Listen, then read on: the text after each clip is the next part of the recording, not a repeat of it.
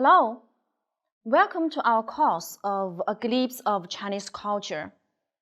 Here is a question for you. What do you know about the female costume in the Tang Dynasty in China?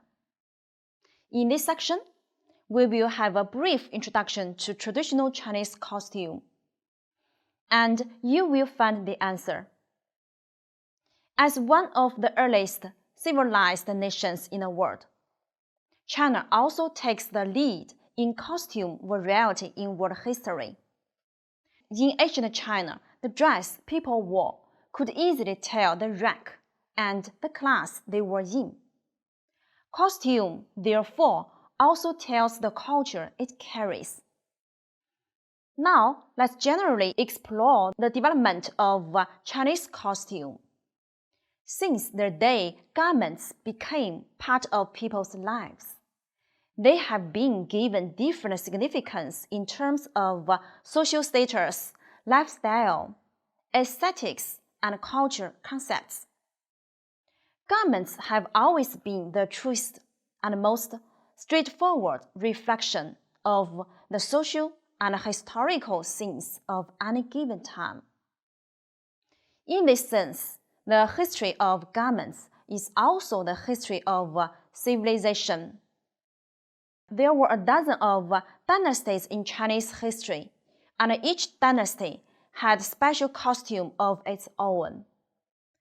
Chinese rules of etiquette regarding costumes started taking place in the Zhou dynasty, regulating from nobles down to commoners.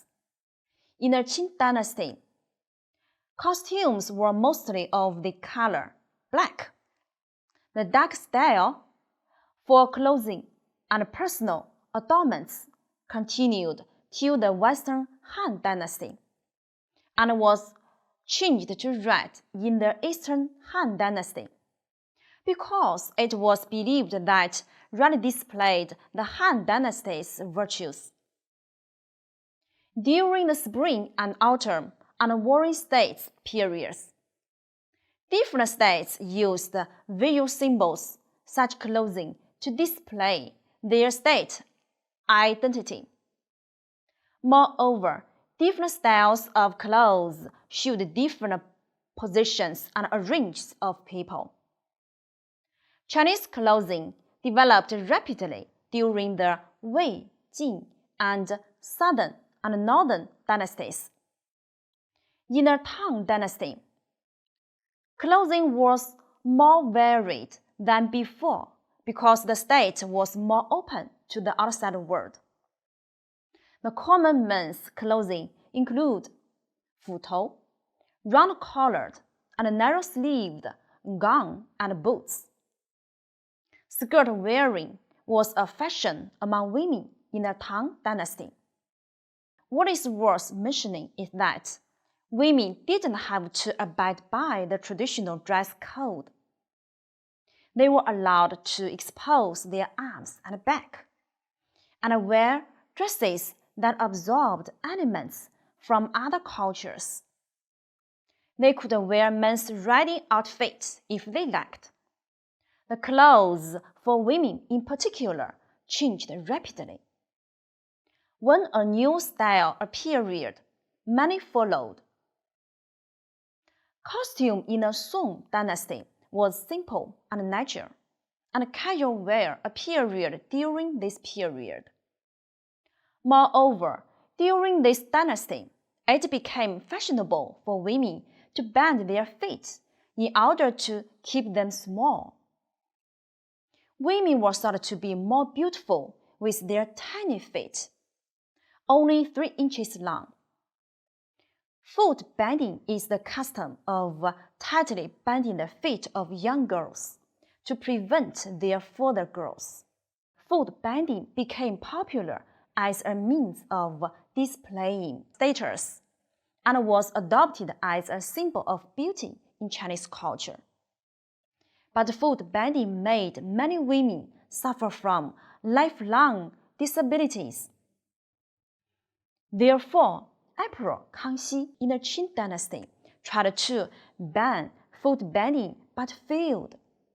in the 1800s.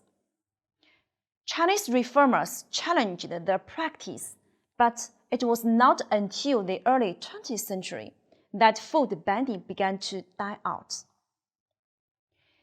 During the Yuan dynasty, the Mongolian ethnic group, known as the people on the horseback, was in power. The simple and unadorned style of clothing in this dynasty was mainly a combination of Mongolian and Han influences. Dramatic changes took place during the Ming dynasty.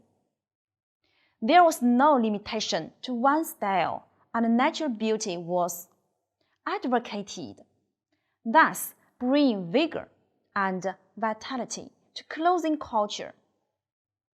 One outstanding feature of the costume in the Ming dynasty was that the buttons in the front replaced the band knots in use for several thousand years. Although the buttons came into being long before the Ming dynasty. Another feature was that the garment front was decorated with various striking adornments made of gold, jade, pearl, and so on.